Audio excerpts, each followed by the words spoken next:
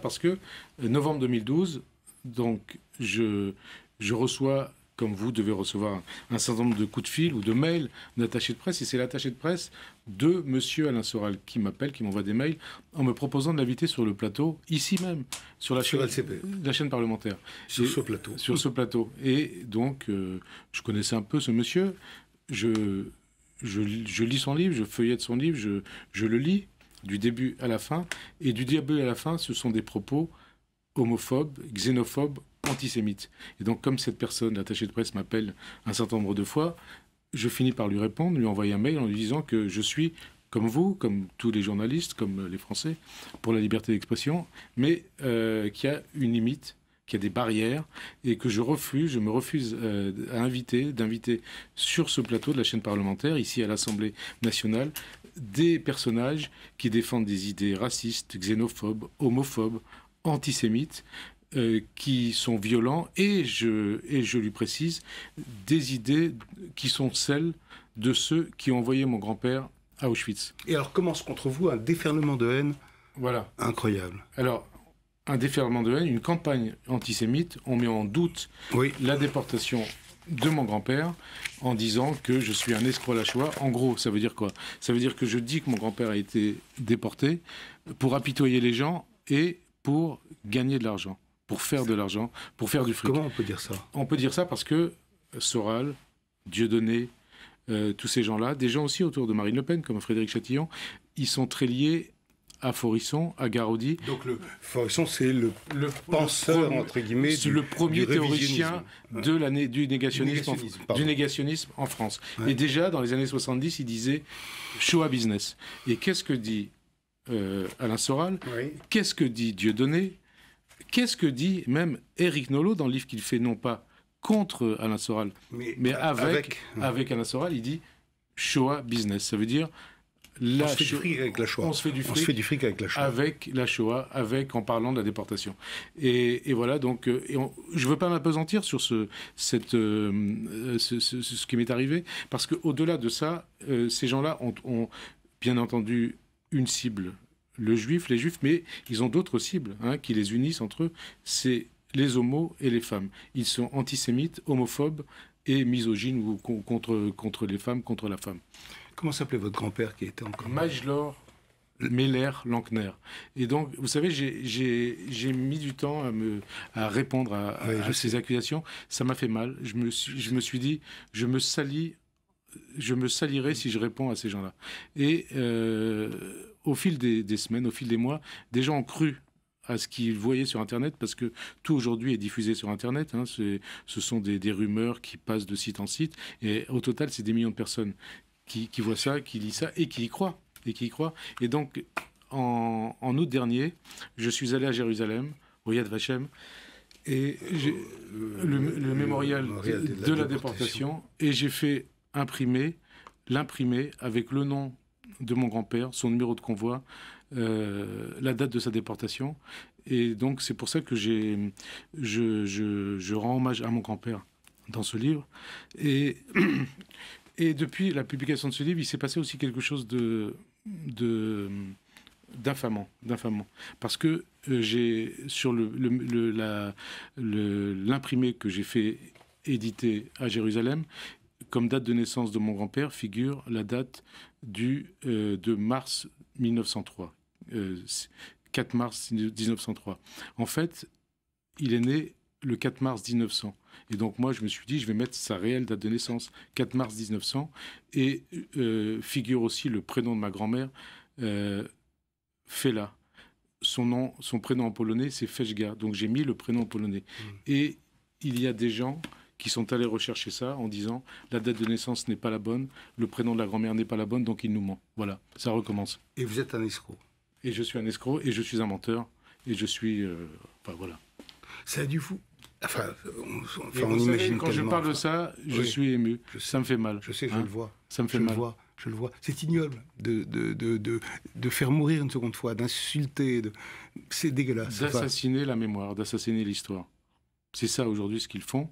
Et c'est pour ça que j'ai voulu faire cette enquête, donc sur la fachosphère pour savoir... La fachosphère, c'est votre expression. Cette fachosphère, c'est la nébuleuse Soral, Dieudonné, Ayoub.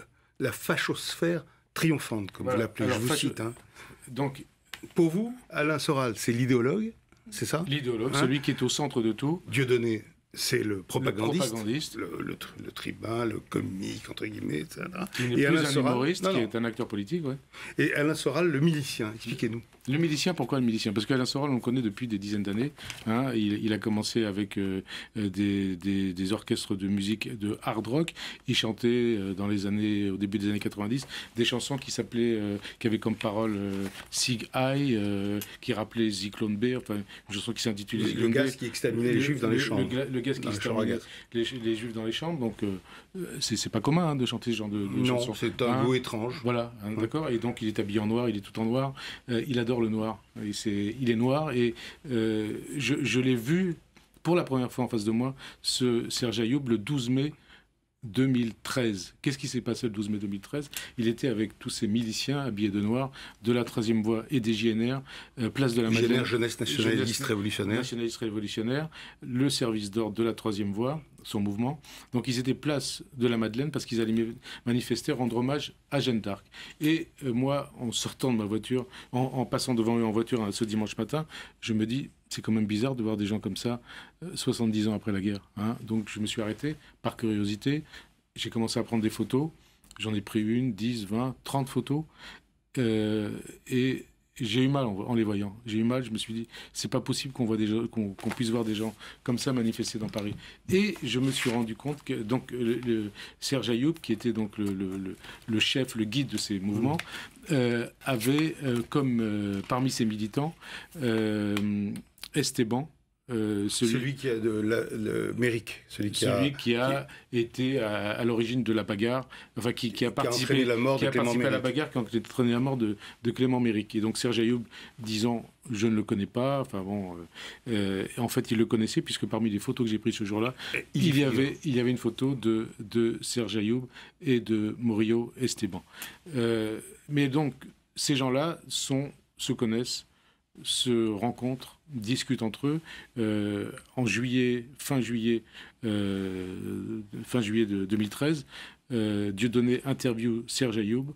Ils disent à la fin de cet entretien, donc après la mort de Méric, nous avons le même ennemi, un ennemi commun, sous-entendu le juif. Hein, Serge Ayoub et Dieudonné et Soral sont copains. Soral a participé, a contribué à créer avec Serge Ayoub le bar où il recevait tous les militants de l'ultra-droite depuis une dizaine d'années. Et ils ont des liens avec le Front National. Et ils ont des liens avec le Front National via un personnage qui a créé ce bar avec eux, Frédéric Chatillon. Un ancien du GUD, un gudard, comme on dit. Il fait partie avec Philippe Héninck, avec Axel Lousteau. Il fait partie de la garde rapprochée de Marine Le Pen. Encore maintenant. Frédéric Chatillon est celui qui s'occupe de la communication du Front National à travers une société qui s'appelle Riwal.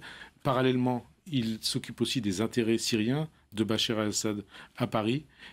Carrément, les intérêts syriens. Les intérêts syriens, il a un contrat, et je l'ai rencontré dans le cadre de l'enquête que j'ai effectuée pour ce livre. Il m'a précisé, il m'a confirmé qu'il avait depuis 2008 un contrat avec le gouvernement syrien, avec le ministère syrien de la Culture ou de l'Information à hauteur de 150 000 € par an depuis 2008. Je considère que ce Frédéric Chatillon est quelqu'un de dangereux. C'est quelqu'un qui est donc en relation avec Alain Soral, avec Dieudonné. Il a présenté à Dieudonné Robert Forisson. Et de deux choses l'une, où Marine Le Pen assume ses amitiés, puisqu'on dit qu'elle s'est dédiabolisée. Donc il faut la prendre au mot, il faut considérer que ce qu'elle dit est vrai, qu'elle n'est pas raciste, qu'elle n'est pas antisémite, qu'elle n'est pas homophobe. Donc soit elle rompt avec ces gens-là, avec notamment Frédéric Chatillon, soit elle assume ses amitiés, et donc on ne peut pas dire que le Front National a changé. Vous dites que ce livre est une réponse à cette infamie. Hein. Vous dites que c'est une réponse. Vous qui avez été qualifié d'escroc à la Shoah, mais les nazillons, ils ont toujours existé, non? Qu'est-ce qui s'est passé de nouveau pour que vous soyez... Parce que vous, c'est votre blessure, c'est la parole libérée, c'est quoi? Parce que je déteste l'expression de parole libérée, pardon. C'est un truc qui revient comme ça. Parce qu'on entend, on voit... ça aussi, ça s'est banalisé. Ça s'est banalisé, pourquoi? Parce qu'il y a 15 mois, 16 mois, quand j'ai vu ce qui s'est passé, moi... Je le connaissais à peine et c'est mon fils un matin qui me dit, tu sais, on parle de toi sur Internet. Il y a une vidéo sur toi, c'est Alain Soral qui a fait c'est là où vous êtes en costume rayé, voilà, comme si vous étiez déporté. On voit derrière Alain Soral qui parle de moi, qui parle d'escroc la Shoah, le juif Aziza, le Talmud qui veut la mort des chrétiens, ainsi de suite. On voit quoi? On voit derrière Soral Hitler passant en revue les troupes nazies, les SS, le bras levé, le salut nazi devant lui. Et donc là, je me dis, il y a quelque chose qui ne va pas. Qu'est-ce qui se passe?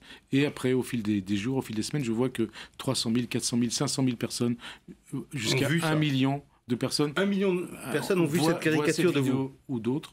Ça passe de site en site. Pour les vidéos de Dieudonné, puisqu'ils travaillent ensemble, 3,5 millions de personnes ont vu la dernière vidéo de Dieudonné, la réponse à Manuel Valls. Et donc, quand on dit... D'ailleurs, par rapport à Manuel Valls, il a fait beaucoup de publicité à ces gens-là, beaucoup de publicité à Dieudonné. Ils n'avaient pas besoin. Il n'avait pas besoin de publicité puisque 5 000, 6 000 personnes vont voir Dieudonné dans le spectacle.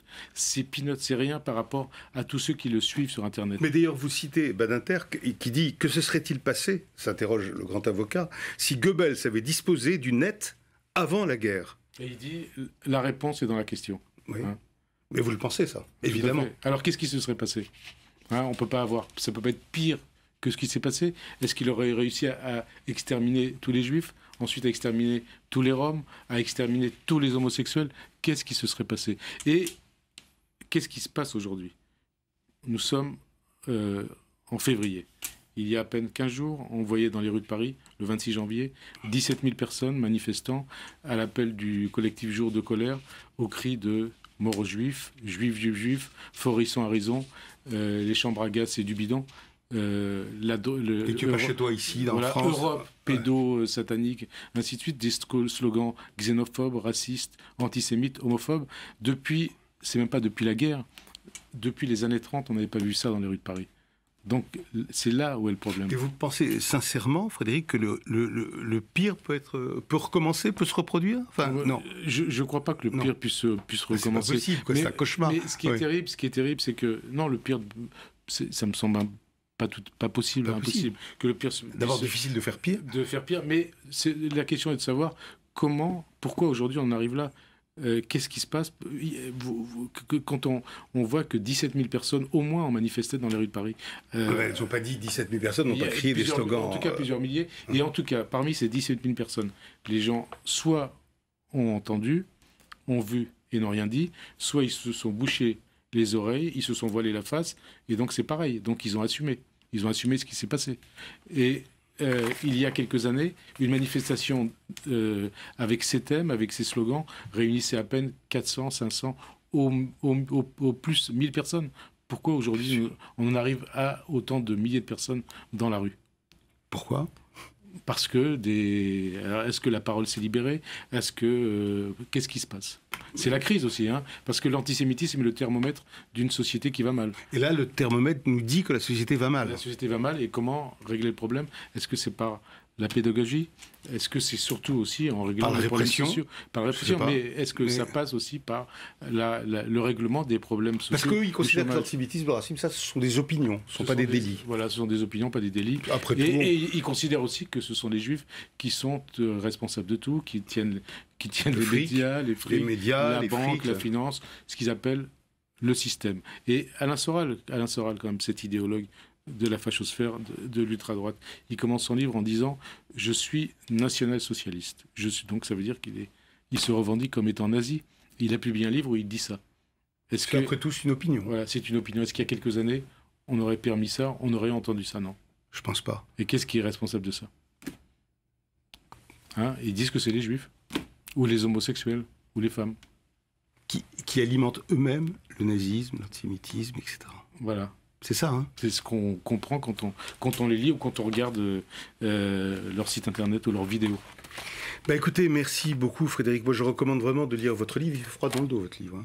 Vol au-dessus d'un nid de fachos. Il fait peur, il inquiète, il nous angoisse. Je me souviens de vous raconter l'histoire de votre grand-père. Il arrive de Pologne en 1922, je crois. Il embrasse le sol de France en arrivant à la gare. Oui. Il s'agenouille et il embrasse la terre de ce pays qu'il aimait, la terre de la fraternité, de la liberté et de l'égalité. Ce pays que vous aimez aussi tellement. Voilà, mon pays, je sais. Notre pays à tous. Merci beaucoup Frédéric Aziza, merci.